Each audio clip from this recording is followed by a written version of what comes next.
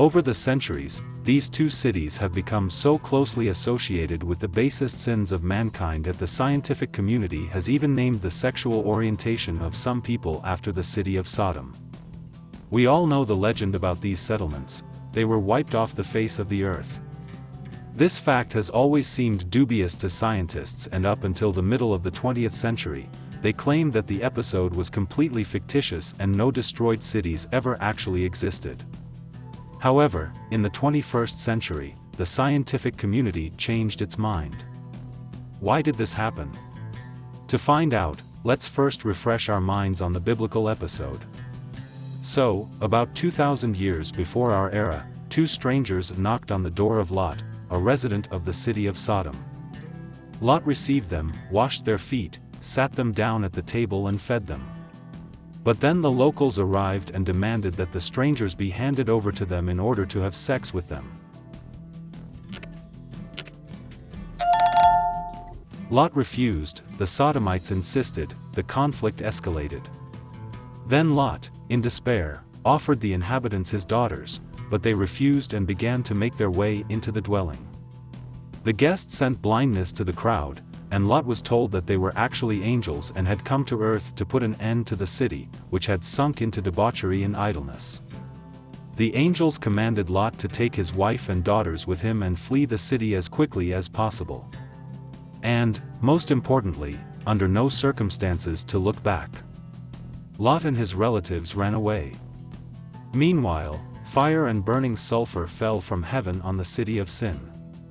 The city instantly perished, engulfed in flames, and its citizens either burned or suffocated. Lot's curious wife turned around while fleeing and looked at the burning Sodom. As punishment, she instantly turned into a pillar of salt. It is not surprising that scientists did not believe in this episode for a long time, because fire, sulfur, and a pillar of salt all sounded very fantastic. However, this did not deny the existence of the city itself. According to the Old Testament, Sodom, Gomorrah and several other cities were located on the territory of the modern Dead Sea. But numerous excavations that have been carried out there since the mid-19th century have not yielded the expected results. Ancient settlements were found, but nothing resembling a large city was discovered. Scientists still cannot decide where to look. The British claim that Sodom is buried in the northeast of the Dead Sea, and the Americans, that it is on the territory of modern Jordan. Since the end of the 20th century, the lack of signs of a large settlement in all excavation sites has led scientists to one thought: what if Sodom was really destroyed? So much so that not a trace remained of it. Then yes, it is useless to search. But how and with what help was the city wiped off the face of the earth? This is already an interesting question. If we take what is written in the Bible as a basis, then the signs of the destruction of the city most closely match a volcanic eruption. However, geologists claim that all volcanic activity in the Jordan Valley ceased tens of thousands of years before Lot. Until recently, the most common version was that a strong earthquake occurred in the Dead Sea area. It released natural bitumen deposits, splashing them out. It flooded the city, people died, and buildings collapsed. The version is relatively plausible. Scientists find traces of bitumen in excavations. But relatively recently, some geological discoveries have been made that cast doubt on the bitumen version.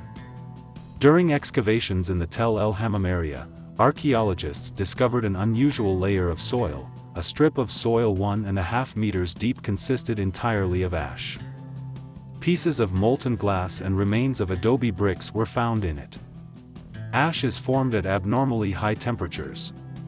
But if a volcanic eruption could not have occurred here due to geological reasons, then this means that the combustion was caused by another type of impact. For example, a meteorite fall. Researchers paid attention to human remains. Moreover, these were not organized burials, and not even bone fragments.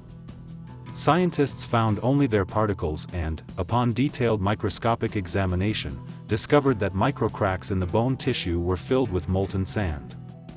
This could only have happened under the incredibly strong pressure that arose after the explosion. A simple volcanic eruption does not create pressure. The meteorite version was partially confirmed by geologists. Sand is quartz, and it is one of the most refractory minerals on Earth. What temperature and pressure must there be for quartz grains to melt and fill all the microcracks in the bones? But that's not all. Traces of platinum, nickel, and iridium were found at the site of the supposed meteorite fall.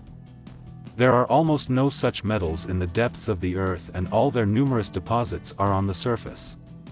But there are many platinoids in the asteroids of the solar system.